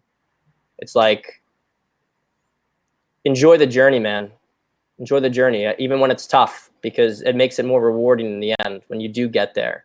The sweet and the sour, right? Yep. I want to take a little bit of a different turn than DDJ did. I think what you're talking about with the whole thing of action, accomplishment, mastery, those things are definitely things that you accomplish with our masculinity. But when it comes to self-worth, I think it's less dependent on those external things or those accomplishments. You got to be able to find self-worth from an internally validated place. I am good enough. I am worthy. I am valuable. I am acceptable. And that journey comes not from winning football games, or not from women liking me, or not from getting straight A's. It's I am valuable and worthy. And we have to find that from an internally frame of reference. And that's a really important thing to be able to consider. And Ken, that would be things like self-dialogue, self-belief, and self. Absolutely, listening to what the inner critic says to me. The inner critic is always saying you're a piece of shit, or you're a stupid idiot, or whatever, and really challenging that, because that whole internal dialogue of who the hell am I is a really powerful part of it. That goes back to the identity. It goes back to the narrative. It goes back to who am I? What do I want? And so that's got to come from an internal place, and for sure. Yeah, and Ken, just to kind of jump off of that a little bit, and this is really counterintuitive, but I struggled for a long time with productivity, and it's still something I'm working on. I wouldn't say I'm exactly where I want to be yet, but I would really beat myself up. I get into self-destructive habits. Years ago, I'd watch porn, I'd play video games, and I was just not doing stuff that I needed to do. Especially when I'd started a business, right? There was things that all sorts of crap was coming to face me. And it was really easy for me to beat myself up, because dude, get out there and make money, get out there and do things. What actually made a really big shift for me was to stop being such an asshole to myself. And so when I would do something bad, I would forgive myself. Mm-hmm. Basically say well, you know what, it's okay. It's okay. You're human, you make mistakes. Mm-hmm. And it wasn't like I was rationalizing away the behavior. I was very aware of, the negative aspects of it. But because I released that pressure, I realized that because you like manage yourself, right? So if you're like a bad manager, and a lot of times, when you don't have somebody, like if you have a bad relationship with your father, right, you have that critical voice, as Ken was saying, in your head that's just kind of going after you. Like if you yell at someone all the time, like they're on edge and they're looking for escapes, right? So if you actually like chill out a little bit and say, cool, take the day off, relax. Yeah, and you allow yourself to be bored and just like to be okay, like you're actually going to start to do more things, and you're going to start to feel a little bit better, because the truth is everybody here, man, everybody has their demons, right? Yep. Absolutely. I thought we were all perfect masculine red pill men. Pat, Nope. Question on the red pill. This is a community that's supposed to be dedicated to the truth about men, women, sexual dynamics, all these things, right? Mm-hmm. Why is that community at times seem to not be focused on the truth? And there seems to be an echo chamber, cult-like personalities trying to drive the narrative, stopping open debate while speaking out the other side of the mouth that they're all for it. It's an open place. Everybody can contribute, unless I say you're purple pill or whatever, or blue pill. I mean, you've been called like the ultimate purple pill shill of all time and shit. Ironically, you're wearing a purple shirt. Purple shirt, yeah. Do you think that wasn't deliberate? Ooh. Yeah, good. Ooh, good. No, man, that's some deep, that's some NLP shit right there, son. But yeah, I mean, I've always been dedicated to truth in my company. And honestly, it's something me and Rollo had a really, even over the years, a lot of back and forth on, is that I never felt, and there's a reason I think it wasn't respected, it's because he was never about the truth. He was about his own message, that he was presenting his truth. And that's why I wanted to get you on the show today, one of the reasons. Another guest we've had too, like Stefan Molyneux and stuff now, Richard Brennan. This community, the manosphere itself, should be focused on truth in part, as well as men, masculinity, and fatherhood in these issues. And then other components too. Intersexual dynamics, politics can have a play. Men have very deep beliefs about religion. How does that interplay into becoming a man, masculinity, what you believe about the world? So what are your thoughts on that community, that sub-community of the manosphere, and its relationship with truth and the focus on truth, and veering off from that? Well, I think the funny thing is that they talk about truth a lot, but they actually have a very bad relationship with truth. Because, I mean, it's just, they had one view of the world shattered, and then they did the exact same thing again with just a different set of specifics. But it's the same sort of, it's very like, people who seek control, right? It's because they lack internal control. And that comes with ideas as well. It's like, if you feel completely uncertain about everything in life, you're going to cling on to an ideology. So the idea that like, this is the way it is, and like, you question it, you're fucking purple pill, whatever. Like, that's not a commitment to the truth, because the truth is constantly, I mean. And specifically too, you're talking about a person being labeled purple pill, not an idea. And those are two separate issues. Yeah. 100%. If you have a commitment to the truth, you have a commitment to allowing your ideas to evolve, because there is constantly new things that you're taking in. I mean, look. And not just evolve, but be challenged. Yeah. I mean, things that I believed years ago I no longer, believe it, or at least I don't believe it in the same way. I maybe understand it in a certain context differently, but like, it's constantly expanding. I mean, one of the things I'm doing now, and this is going to, like, for a lot of guys, it's like, I don't know who's going to follow me in the manosphere with it. I don't really care. It's my own journey. But like, I'm exploring like energy manipulation and whatever. It's really weird, esoteric stuff. But this is kind of like, as I keep peeling back layers, I keep finding more and more stuff. And I'm like, well, I'm curious about this. Let me see, how does this work? Right? And so, I don't know where it's going to take me, but my commitment to the truth, at least my truth, is that I'm going to keep exploring and keep being curious. And I think if you stop being curious, you're fucked. Well put. I like the subtlety of it. Yeah. Right. I mean, my take on it, in very, very brief, is that truth should be a focus on reality itself, as best as we can understand it, using our brains and cognition and emotions and all these things. And yeah, I think there's always been this like very loosey-goosey relationship with like everything on the red pill being amoral and a-religious and apolitical and all this stuff. And it almost seems like a reality or a epistemology. Like there's not a more I've felt since I found it that this community has lacked a more stringent or strict respect for reason and a commitment to literally rationality.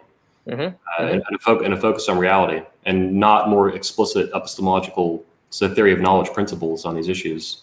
And in my opinion, that's one of the reasons that, separate from the trauma and, like you mentioned, the breaking with reality, a former version of it that they thought, the blue pill, they don't have it's lacking the philosophic rigor to maintain over time a focus on truth. Yeah, well, and I think that one of those things when it comes to that, though, is that a lot of the people that are having those challenges, number one, and I don't mean any disrespect to atheists per se, but they don't have any sense of God. They don't have any sense of family. They don't have close family connections, or they've never had close family connections. They don't have a philosophy to guide them through life. They have nothing. Correct. So they come up with these ideas on their own, or they come up with them from primarily other YouTubers, and they don't have good, strong mentorship or people willing to challenge their ideas in their personal space. And so what ends up happening is that they create these echo chambers and they become more extreme. And I think really that's one of the reasons that we have to keep talking, because some people have asked me like, well, like, Pat, why do you even bother like talking to these guys? Why do you even bother like dealing with this stuff? And it's like, well, because there are a lot of guys out there who don't have, like Darius, they don't have a father in their life. They have they're very susceptible to things. And if you just seed the ground because it's like, I'm above it, it's like, you're not really doing people a service. Like every now and then, at the very least, you have to like come back and re-engage and kind of give people at the very least an alternate perspective that they can choose on their own if they'd like to go down that path. I can't even tell you how many messages I get, a couple every week, from people that are like, thank you for what you're doing. Thank you for the things that you're saying. I was really caught up in all this negative stuff, like breath of fresh air. And I'm sure a lot of you guys get the same sort of stuff. It's like, it's a marketplace of ideas. It's a war of ideas. You see the ground. It's a war. It's a war, Yeah. I posted a DM I got today, last night on Instagram. I posted it today up on my Twitter. And it was a guy who had been watching like me invite Stefan Molyneux to the convention, those interactions in the Red Man group, and the interview I did yesterday, Richard Grannon, the Rollo stuff, how extreme I was. Apparently, he first considered it extreme how I responded to kicking Rollo out of all this stuff. Now he's doubling back on that. He's almost, he's not apologizing, but he's a lot more understanding of why I did what I did and how intense it was and how risky it was. It was very risky. What it took to do that. Yeah. And I really want the Manosphere to be a place where this war of ideas is more open and more civil, and it's not tightly controlled behind the scenes and manipulated to bizarre directions. Yeah, we need to not have it be a war of ideas. What we need to have it be is a discussion and an evolution of ideas, because only through discussion, agreement, and disagreement are we really going to distill the nuggets of wisdom from what we all bring to the table. And I think that for us it is a discussion, but there's it's one of those things that if there's certain groups that they're just going to, ad hominem you out of there. And, at a certain point, you can't. I mean, that's what I learned. Like, people have said that to me before. Like, why don't you go talk, like, just like, go, like deal with things with Rollo, why don't you guys have a conversation? It's like, dude, I tried doing that. For 6 months. It doesn't, some people just don't want to have it. And it's all right. We can have these conversations. This is awesome. Like, this is awesome. And this is productive. And I think that just like, the magnitude of like all of us talking right here, like it speaks, I think it's the vast majority of guys, it speaks for itself. Like who cares more and who's more aware. Yep. Yeah. I think that care is what drives the civility of discourse and discussion, and a lack of civility, including if it's covert and not obvious, is what drives this rage and the fight, where it gets to be really nasty, like what you had with Rollo. There's reasons to turn out like that. You had a much more positive, I think, approach to debate and discussion that wasn't going to fly with him, in my opinion. And that's why it played out in real life like it did. Who knows how many times, dozens, hundreds of times you guys went back and forth. Yeah. I think everyone who's dealt with him has had the same experience. Yeah, I just think that, when we start talking about it being a war of ideas, man, we're all in the trenches. And this is not just a war. This is a war for lives. I mean, men are committing suicide right and left. It's like when it really comes down to it, how are we empowering men? How are we saving their souls? How are we giving them an identity? And then setting them free to be able to be the men that they've been designed to be. and to live powerfully in their world. And that's what we want. That's what I want. And getting caught up in, you know, these little battles or these little, whatever the hell you want to call them. Spats. It's spat. It's like we're losing our energy. Our energy needs to go to the real conversation about how to actually become strong men. Yeah, and I think that a lot of times, though, you'll find, and again, I'm no stranger to this, you know, because for a lot of people, I'm the great Satan. For clarity, for context, you had a major fallout about a year ago with turd flinging monkey. Yeah, I've had a major fallout with turd flinging monkey. I had to deal with some people that were shilling a scam to the MGTOW community. There have been other people that were doxers within the community. I mean, I've had to deal with a lot of things, and I've taken out a lot of trash. And so as a result, there's a lot of people out there that they're like, oh my God, DDJ is the great Satan. And so I think that at the end of the day, the reality is that it's not so much that these are spats, is these are tantrums. You have these people that you know, they're these narcissists, these insecure people, these people who they're not interested in internal validation. They're not interested in helping the community. They're only interested in their brand by any means necessary. And what ends up happening is they create these rifts purposefully to be distractions to men who are really trying to do the work. And you know, I mean, I notice even like I filed this Google lawsuit. I put out a new website. I've got a new Facebook page now. I'm doing some different things. And what's happened is that, you know, yeah, there's a new brand of tantrums coming out. I'm ignoring it because it's a waste of my time. But the point is that when it comes to these types of things, I think it's important that, you know, we focus on our mission, we focus on our dialogue, we focus on civil disagreement where we do, and we keep moving forward because regardless, you know, at the end of the day, you know, men don't just walk outside when the sun is shining. I mean, sometimes there's a storm and a blizzard and you got to go out anyway. And that's our job. So there it is. I can follow up on what DDJ just said too, that this year for me, well, I think as long as conflicts and conflict resolution are a minority of regular activity and content creation and discussion in any community of men, particularly the manosphere and then the subgroups, that's fine. That's normal. And I think among masculine men, that should be expected. We compete, we have conflict. Internet communication in particular, you know, things that lack facial FaceTime, like literally if there's not Skype or a chat room like this, if it's just Twitter, it's just text. And now that lacks tone, that lacks, obviously it's not a face-to-face conversation with more empathy and care and responsibility for the words coming out of your mouth. If you say the wrong thing on Twitter, no one's going to punch you in the face because they physically can't. If you say the wrong thing in someone's face in real life, they can get really angry and punch you in the face. So as long as it's a minority of what happens, and that's been my experience for 13 years of operating a business and a conference in this space, in this community, 17 now that I've held around the world, 5 countries, and all the media content creation and internet dialogue that's happened, conflict that I've experienced this year is extremely unusual. By and large, every year, it's just content, message, mission. So I think inevitably it was going to happen at this scale. And I think that, you know, was inevitable and would have happened sooner or later anyway. And then I think it won't happen again for a long time. Yeah. But given how old I am at 31 and what I'm doing in this space, it'll probably happen again. I don't know when, someday, 5 years from now, 10 years from now, 15, who knows? So those are my thoughts on it. And I do think conflict resolution is important when it's not just some bullshit spat of personalities. There's real difficulties, not the difficulties, but real shady shit, real Machiavellian or malevolent behavior specifically.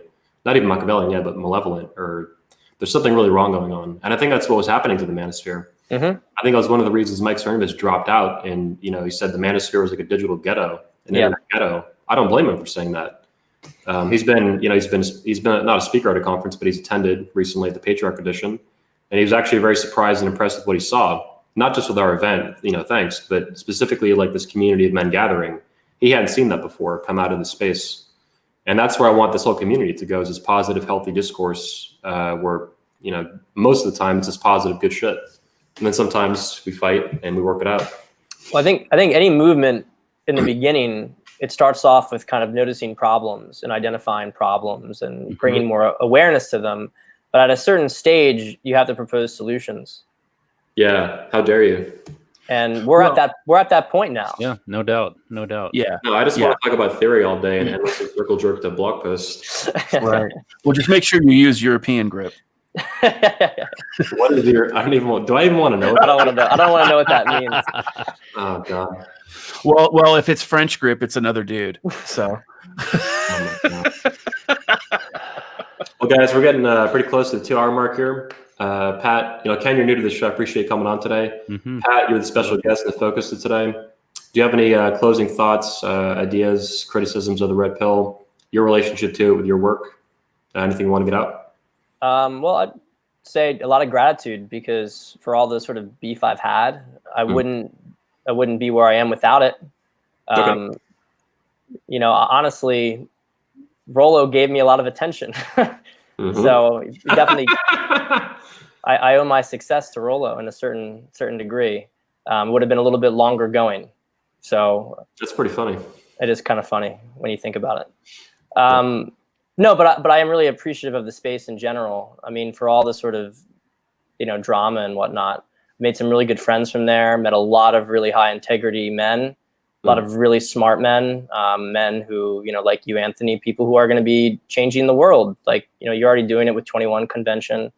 It's a really great place. And I think that we tend to take it for granted. We think this is just a very small place. It's not a big deal. I mean, there's people who have I'm not a small account anymore, but I'm not like a big account.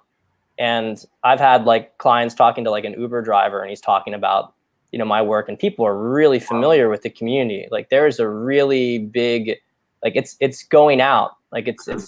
We are the cafe culture of the 21st century.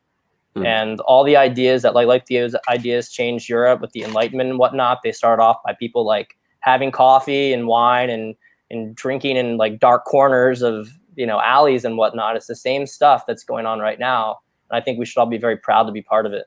It's making history. Absolutely, man. I think it's a masculine renaissance that we're seeing the beginning of as a necessary counterpunch and counterpush to all the effeminate conduct and the feminization of the culture. That's a depolarization, more specifically too. That's caused a lot of problems, a lot of unhappiness, a lot of misery, conflict and drama and single motherhood and all this crap, broken families. So, I appreciate having you on, man. This is great. Love to have you back again sometime. Thank you so much for the opportunity, Anthony. I appreciate it. It's great talking with all of you guys. DDJ, Ken. Absolutely, Pat. It's awesome. Thank you. You guys too. And next time, Steve, don't talk so much. Steve been chilling. Steve. I'm just chilling. I don't know or understand everything he's saying, so I'm just listening. Listening. Oh, come on now. He's smarter than he lets on. A lot smarter. Yeah. Oh, I don't recognize what he's saying, so I can't talk about something I don't recognize. So I just listen. Yeah. All right, guys. I'm going to wind down the show. Everybody, thank you for your time today watching, as well as to being on the panel. Ken Curry, Pat Stedman, Steve the Dean Williams, DDJ. Links to all their websites and stuff will be in the description underneath this video. Most of them already are, but I'll update it with more after the show. We'll see you guys next week at 11 a.m. Sharp Eastern Time on Saturday. And you can tune in to the Patriarch Show most Thursdays at 8 p.m. Eastern, Thursday night on the Red Man Group channel. See you guys later. Peace out.